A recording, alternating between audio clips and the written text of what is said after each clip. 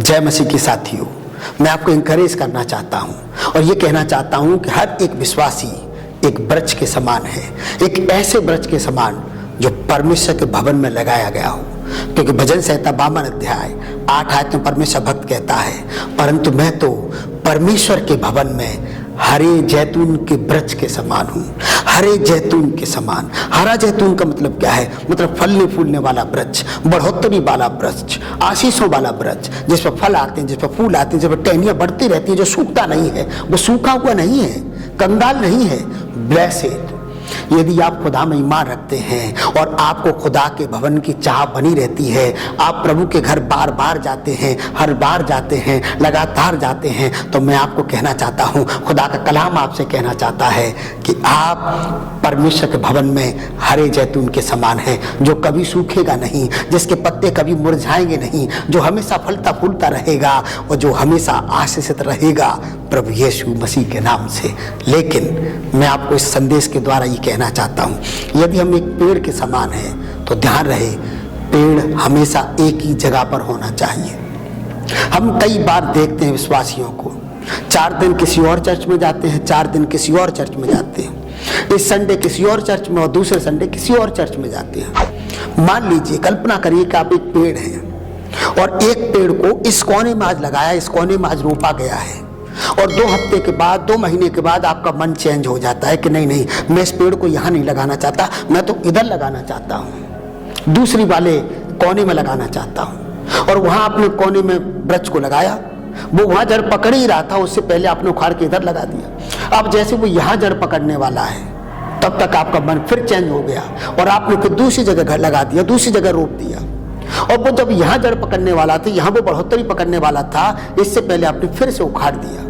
और ऐसे ही बहुत सारे विश्वासी हैं जो इधर उधर भटकते रहते हैं। और इससे होता क्या है कि नंबर 1, पेड़ जड़ नहीं पकड़ पाता है, नंबर 2, उसकी बढ़ोतरी मारी जाती है, बढ़ नहीं पाता है। और इस कारण से जब आप पेड़ को बार बार इधर उधर लगाएंगे, रोपते रहेंगे बार बार, वो सूख जाएगा, उसकी जड़ें सूख जाएंगी।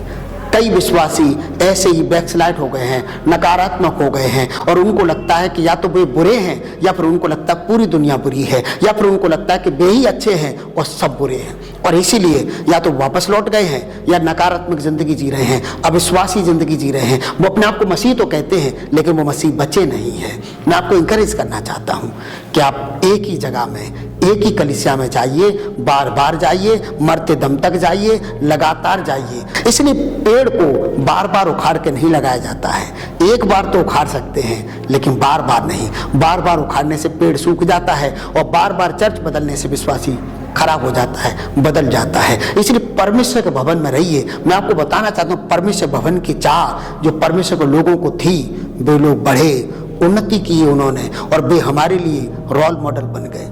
मैं आपको बताना चाहता हूँ, भजन संहिता 73 अध्याय उसकी 28 आयत में, उसकी आखिरी आयत में परमेश्वर का भक्त आसाफ कहता है, परंतु मेरे लिए तो परमेश्वर के समीप रहना ही भला है। वो कहता है, मेरे लिए यही भला है कि मैं परमेश्वर के समीप रहूं। परमेश्वर के समीप का मतलब है परमेश्वर के भवन में, परमेश्वर के करीब का मतलब है परमेश्वर के भवन में। वो कहता है, मेरे लिए भला है कि मैं खुदा के करीब रहूं, मैं खुदा के भवन में रहूं। हर विश्वासी के लिए भला है कि वो परमेश्वर की कलीसिया में जाए, वो अपनी कलीसिया में लगातार जाए, बार बार जाए, हर बार जाए। ये भला है कि हम परमेश्वर के भवन में जाते रहें।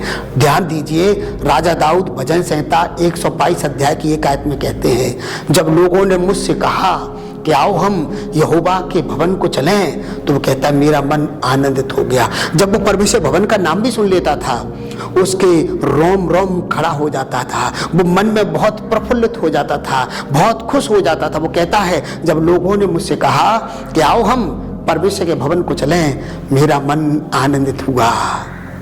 बहुत विश्वासी हैं जो आनंदित नहीं होते हैं, चर्च का नाम सुनते ही बहाने बनाते हैं, कलीसिया में जाने के नाम से दूसरा काम ढूंढ लेते हैं, वे चर्च जाने से कतराते हैं। और यही कारण है कि वे सूखे जैतून हैं, वो उनके जीवन में हरियाली नहीं है, वे पनप नहीं रहे हैं, वे उन्नति नहीं कर रहे हैं, इसीलिए वे नकारात्मक हो गए हैं। समझिए, खुदा के भवन में लगाए गए हरे जैतून के समान जिंदगी जीना चाहते हैं, एक ऐसी जिंदगी जो हमेशा फलती फूलती रहे, हमेशा बढ़ती रहे, तो आपको, मुझको खुदा के घर में जाना है और बार बार जाना है, लगातार जाना है।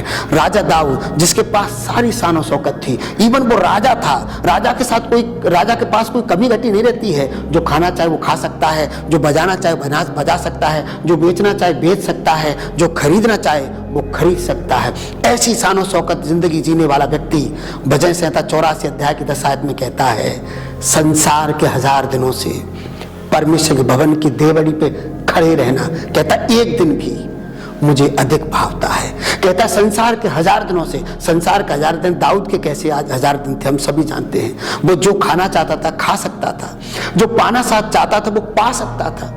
दुनिया में जो उसकी जिंदगी थी बहुत आशीषित जिंदगी थी क्योंकि वो राजा था, लेकिन फिर वो कहता है संसार के वो तमाम शान और शौकत वाली जिंदगी, वो तमाम शान और शौकत वाले 1000 दिन परमेश्वर की देवड़ी पर खड़े रहना एक दिन भी उससे ज्यादा अधिक है, उससे ज्यादा कहीं बढ़कर है, उससे ज्यादा आनंद है, उससे ज्यादा शांति है, क्योंकि वहां से जिंदगी मिलती है, वहां से उद्धार मिलता है, वहां से छुटकारा मिलता है, वहां से आशीषें मिलती हैं। मैं आपको इंकरेज करना चाहता हूं कि आप खुदा के घर जाएं, बार बार जाएं, लगातार जाएं। किसी से मतभेद हो गया है तो एक दूसरे के सामने अपनी गलती मान लें, एक दूसरे को माफ कर दें, क्योंकि वचन कहता है, यीशु मसीह ने मत्ती की पुस्तक में कहा, यदि तुम अपने भाई को, तुम अपनी उस बहन को, तुम अपने सगे संबंधियों को, तुम अपने पास्टर, अपने विश्वासी को माफ कर दोगे तो तुम्हारा स्वर्ग पिता तुम्हें माफ कर देगा। एक दूसरे को माफ कर दीजिए, खुदा के घर में जाते रहिए, आशीष पाते रहिए प्रभु यीशु मसीह के नाम से। इस वीडियो में इतना ही। यदि वीडियो पसंद आया हो प्लीज़ मुझे इंकरेज करने के लिए वीडियो को लाइक कर दीजिए, हमें सपोर्ट करिए। यदि आप हमारे चैनल पर पहली बार हैं तो हमारे चैनल को सब्सक्राइब करें, बेल आइकन जरूर दबाएं ताकि आने वाले संदेश की नोटिफिकेशन आपके मोबाइल पर आपको मिलती रहे। God bless you.